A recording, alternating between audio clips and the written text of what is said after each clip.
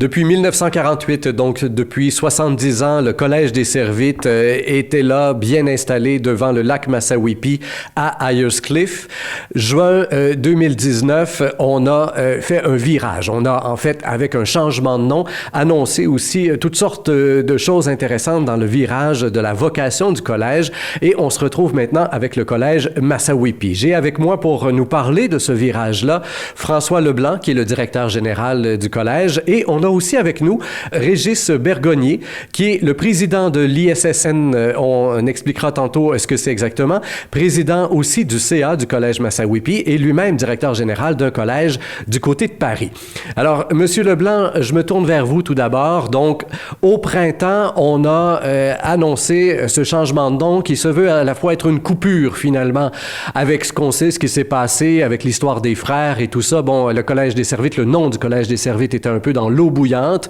Il y a donc un désir de coupure là, mais il y a aussi un changement, même dans l'esprit, dans ce qu'on veut insuffler là, ici même au collège.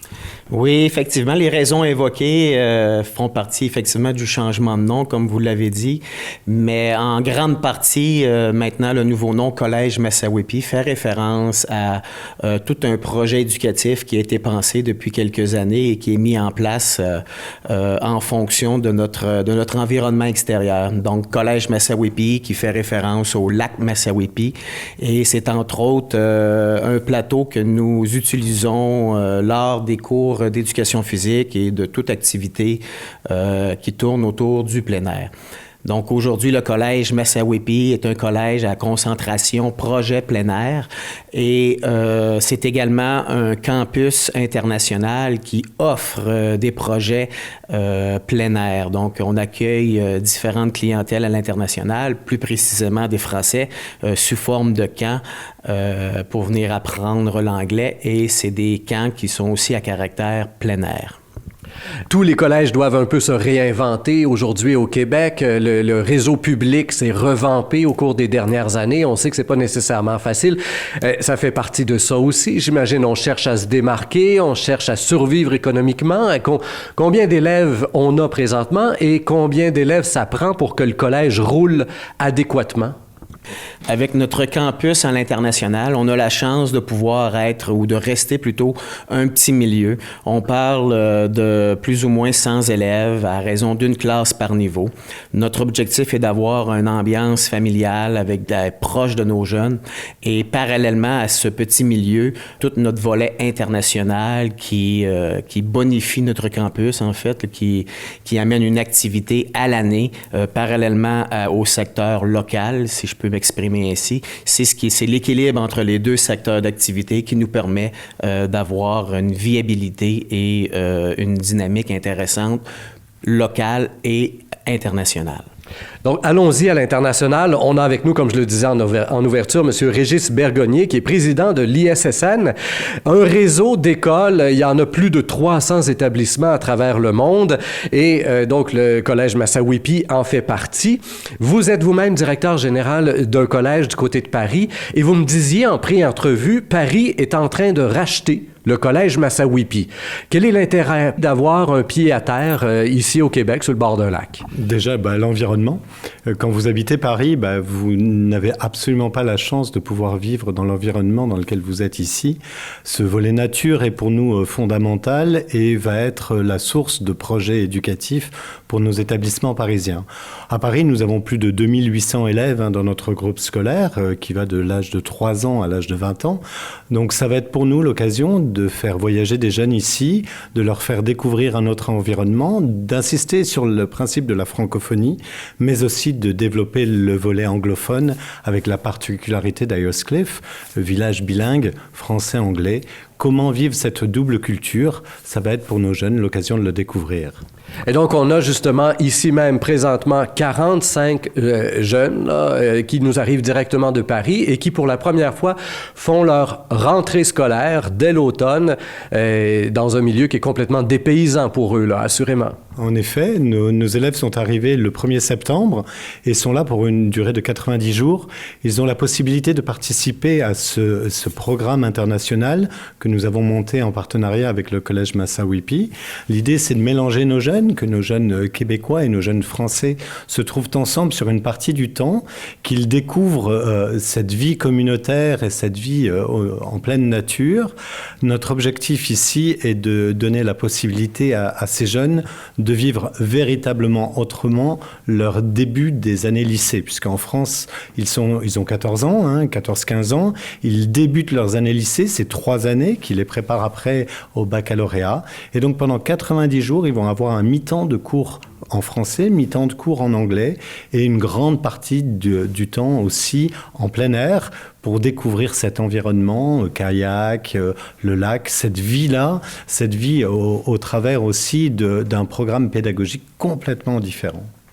Monsieur Leblanc, je reviens vers vous. Si on a 45 élèves qui nous arrivent de France, tantôt vous disiez on vise une centaine d'élèves. Est-ce que ce sont la moitié des élèves qui vous arrivent de Paris ou ce sont 45 élèves de plus que la centaine? Et là, je me pose la question, là. Oui, ce sont 45 élèves de plus que la centaine. Par contre, ce qui vient bonifier aussi la dynamique et l'environnement, c'est que ces jeunes, évidemment, dorment sur les lieux et sont à la résidence et s'ajoutent à nos 30 résidents locaux. Donc, ça fait une très belle dynamique et de beaux partages interculturels. Vous le disiez en ouverture, d'emblée, c'est le projet éducatif plein air là, qui devient l'espèce de carotte avec laquelle on veut attirer finalement les étudiants ici.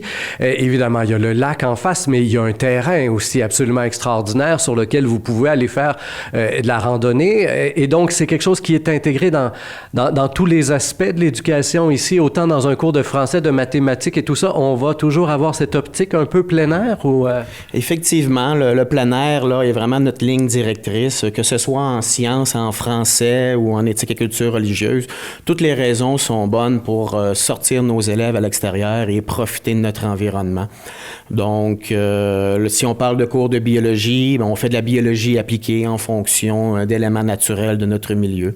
À ça s'ajoutent des heures d'éducation physique bonifiées. Donc, nos cours d'éducation physique se donnent entièrement à l'extérieur ou majoritairement à l'extérieur selon la météo.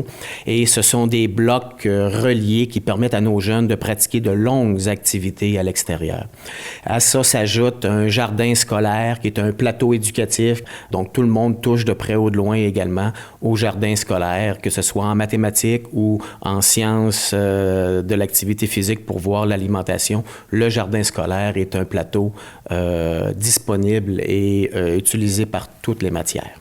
C'est quelque chose qu'on voit apparaître ça petit à petit dans certains collèges. Même à Montréal, j'ai vu les jeunes vont apprendre à jardiner, à cultiver et tout ça. Ici, ce qui est intéressant, c'est qu'après ça, tout ça est même réutilisé à la cafétéria, ce qui est quand même pas mal parce qu'on a une espèce d'économie circulaire. Est-ce que c'est quelque chose qu'on voit à Paris? Je me tourne vers vous, M. Bergonnier. Est-ce qu'à Paris aussi, les jeunes apprennent à cultiver un peu dans les terres parisiennes? Alors, nous avons à peu près un jardin de 2 mètres carrés à Paris, donc bien sûr que non.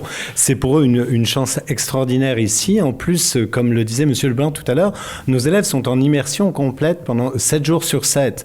Et pendant les périodes de fin de semaine, ils apprennent à utiliser ce qui a été produit dans le jardin communautaire ici au service de leur propre nourriture. Donc là, c'est vraiment du direct à l'assiette, produit et réalisé par eux, puisque nous avons la chance aussi d'avoir un service de traiteur qui les accompagne pendant cette période-là et qui va leur apprendre à utiliser ce qu'ils ont produit ou ce qui a été produit en amont et à le préparer pour leur propre destination.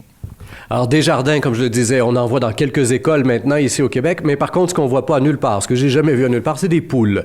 Et là, ça, vous avez commencé ça cette année. Nouveauté, innovation, des poules, tout d'abord, et même des chiens. Vous avez 2 ou 3 chiens là, qui se promènent ici dans le collège. Monsieur Leblanc, d'où vient l'idée et quel est le projet éducatif autour du fait d'avoir des poules dans une école?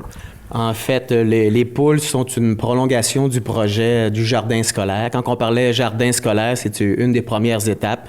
Les poules, ça me semblait être l'étape 2 la plus simple pour y ajouter des animaux et avoir un bénéfice assez rapide en parlant, bien sûr, de pouvoir aller récolter les œufs le matin. Donc, les résidents se lèvent, vont récolter les œufs frais et peuvent se faire cuire leurs propres œufs dans leur résidence. Mais on a d'autres projets également, tout ce qui peut permettre aux jeunes de retourner aux valeurs de base, toujours au service de l'éducation. Avec l'espace qu'on a et l'environnement, toutes les possibilités sont ouvertes. Et les chiens sont là un peu moins pour la pédagogie, un peu plus pour la zoothérapie, je crois, accompagner les élèves. C'est un petit plaisir, aller faire promener le chien, etc. Ce qui doit être plaisant justement aussi pour des élèves qui arrivent de France et qui perdent là, tout leur port d'attache. On dirait que le contact se fait assez facilement avec les chiens. Est-ce que vous avez eu des échos de ça, de vos élèves qui vous disent « Mon Dieu, ben c'est donc bien le fun d'avoir des chiens dans l'école. On pourrait avoir ça à Paris, des chiens. » C'est une grande première pour eux. L'approche justement affective avec l'animal est une dimension qui est tout à fait nouvelle. Beaucoup ont un animal domestique chez eux à Paris, c'est du domaine du commun. Par contre, l'animal dans la vie collective, dans le partage des responsabilités et dans le quotidien du scolaire, ça c'est une véritable nouveauté. Ça a été pour eux renversant même, on va dire. Ils étaient complètement impressionnés par le chien qui se promène, qui va rentrer dans la salle de mathématiques, qu'on va pouvoir caresser à un moment de stress lors d'une évaluation. C'est quelque chose de tout à fait nouveau et qui va vraiment apporter, je dirais, beaucoup de progrès dans l'accompagnement et l'encadrement de l'élève. Finalement, l'élève prend soin pendant son temps scolaire d'un animal. C'est tout à fait révolutionnaire pour lui, et en tout cas pour le français, ça l'est. Et ça va être pour lui l'occasion de se calmer, de concentrer son énergie et du coup de peut-être mieux réussir son environnement scolaire et ses évaluations. Alors, on le disait en ouverture, l'objectif de tout ce virage-là, justement, c'est de rester bien vivant, finalement, dans ce milieu d'Ayers Cliff. Est-ce que ça marche? C'est la question que je vous pose pour conclure. Est-ce qu'on est en train d'assurer la survie du collège à moyen et même à long terme? Parce qu'évidemment, quand des gens pensent à inscrire un enfant dans une école pour 5 ans, on veut être sûr que l'école va être encore ouverte dans 5 ans. Alors pour nous, c'est une évidence, c'est une réussite. Déjà, il faut savoir qu'on avait ouvert au début à 25 places pour la dimension internationale pour l'accueil des jeunes à cette rentrée. On est 45. On a laissé sur le carreau plus de 90 jeunes qui voulaient venir. Donc, il y a eu une très grosse sélection. Il y a également toute la dynamique des camps, parce qu'il y a la rentrée scolaire, mais tout au long de l'année, il y a des Français qui viennent passer 15 jours avec des thématiques spécifiques, avec un programme éducatif spécifique. Aujourd'hui, on est à plus de 500 jeunes qui passent par le collège Massawippi tout au long de l'année. Donc, bien entendu... Mais ces jeunes-là, ils payent au collège de Paris ou ils payent au collège Massawippi? Là. Comment l'argent, finalement, recoule jusqu'ici? C'est directement payé au collège Massawippi. L'objectif, c'est vraiment de permettre au collège Massawippi de continuer. C'est vraiment, moi, ma double vocation en tant que directeur général à Paris et président du conseil d'administration ici, c'est que les deux unités puissent vivre et que les deux unités puissent poursuivre leur développement. Nous avons des projets d'investissement dès que le collège sera en notre possession. Bien entendu, réfection des toitures, aménagement extérieur. On a acheté déjà le remonte-pente, il n'y a plus qu'à le mettre en circulation, une classe extérieure. Et vraiment, notre objectif, là, nous, c'est de s'inscrire à la fois dans la dynamique internationale du groupe, mais aussi de bien participer à la vie d'Ayers Cliff. Notre volonté est de s'inscrire dans cette dynamique du village d'Ayers Cliff et profiter et partager ensemble toutes ces installations qui vont être mises en place et financées par nous. Et donc, M. Leblanc, ça, vous le sentez déjà à l'interne, au niveau de l'équipe de travail, par exemple, les professeurs, le personnel de l'administration. Il y a eu des années un peu plus difficiles. Là, et là, est-ce qu'on sent qu'il y a un vent de renouveau, une espèce d'espoir? Ça paraît? Oui, tout à fait. Au point de vue des employés, on a des jeunes enseignants très impliqués et engagés qui sont conscients de l'ampleur des différents projets qui viennent de se concrétiser et c'est très rassurant pour l'ensemble de l'équipe. Je vous dirais que la majorité des parents aussi là, suivent de près nos développements et sont très heureux là, pour la suite des choses. Et pour ce qui est de la mission en tant que telle du Collège Messawipi local, aujourd'hui, ça nous permet d'être distinctif, comme vous l'avez dit, en lien avec la compétition autour, que ce soit les collèges privés ou le public. Mais aujourd'hui, de trouver un collège à 100 élèves viable avec une dynamique internationale et toute une dynamique et un projet complet comme ici, nous sommes très chanceux de notre situation actuelle. François Leblanc, Régis Bergonnier, merci bien pour cette entrevue et on vous souhaite donc une belle et bonne année scolaire, évidemment. Quant à vous, chers auditeurs, je vous invite à faire circuler la dite entrevue sur Facebook, Twitter et autres réseaux sociaux. Au microphone, Rémi Perra.